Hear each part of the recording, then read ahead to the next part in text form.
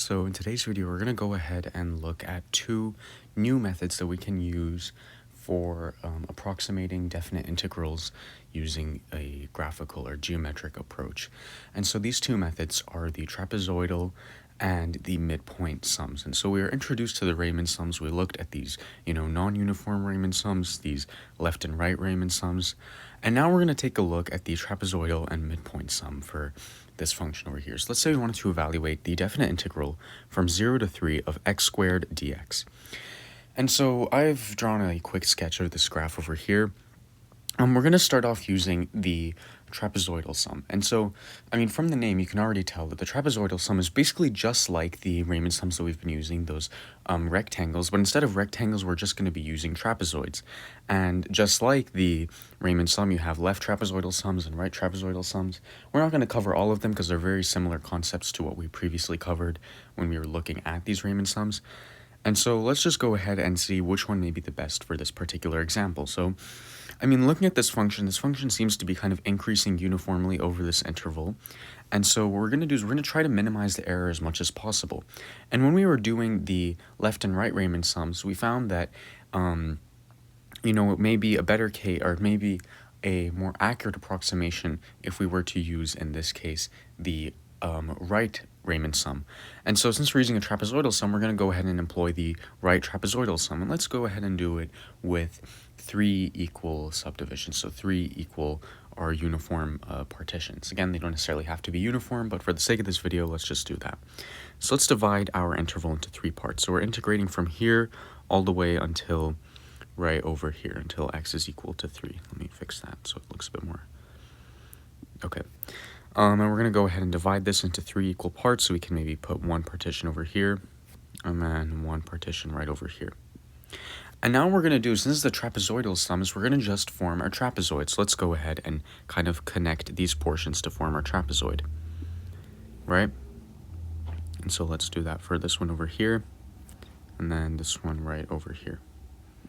So those are our 3 trapezoids. Now we're going to find the individual areas, sum them all up, and that will be our approximation. So let's go ahead and do that. So the area is going to be, if you remember the area of a trapezoid, it's the base 1 plus base 2 over 2 times the height, right? And so in this case, our height is just going to be this sort of base area right over here, which is going to be equal to 1. And then we're going to multiply that by basically the average of the 2 heights. And so here the first height is 0, and then the second height is just going to be f of 1, which is 1 over 2. And then let's do that for the next one. Again, the base area is 1. The first height is f of 1, which is 1. The second height is going to be f of 2, which is 4, dividing by 2. And then finally the last one, base area of 1.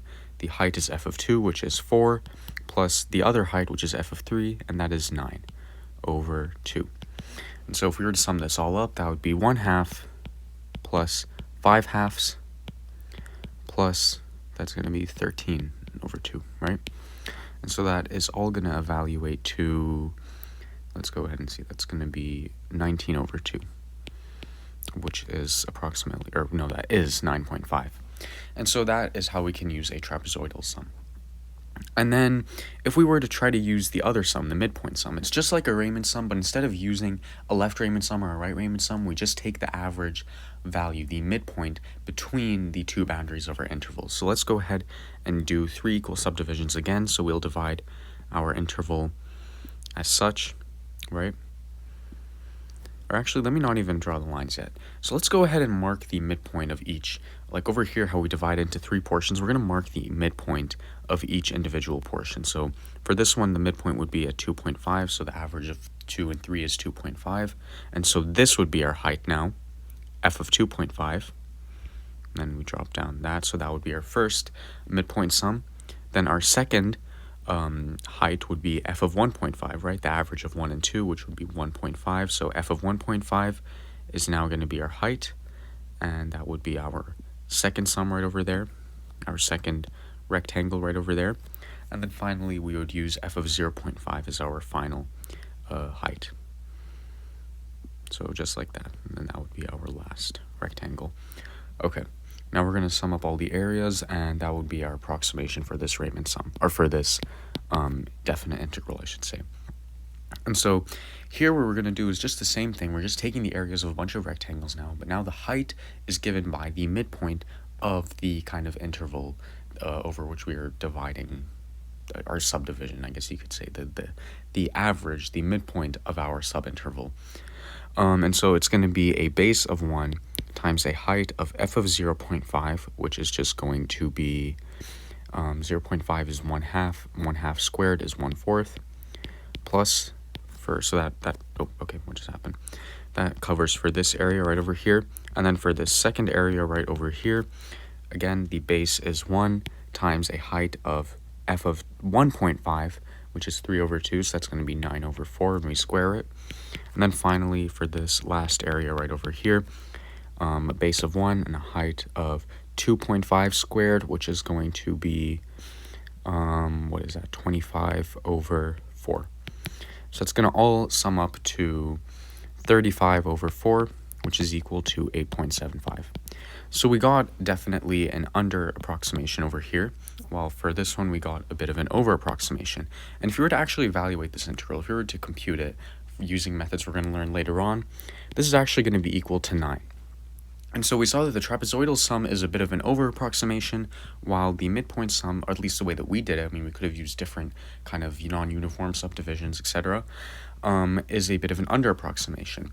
But the again, in this case in particular, the way that we drew it, the midpoint sum is a bit more accurate than the trapezoidal sum, right? Because if you look at the margin of error, if the actual definite integral evaluates to 9, and here we got 9.5 for the trapezoidal sum, and here we got 8.75 for the midpoint sum.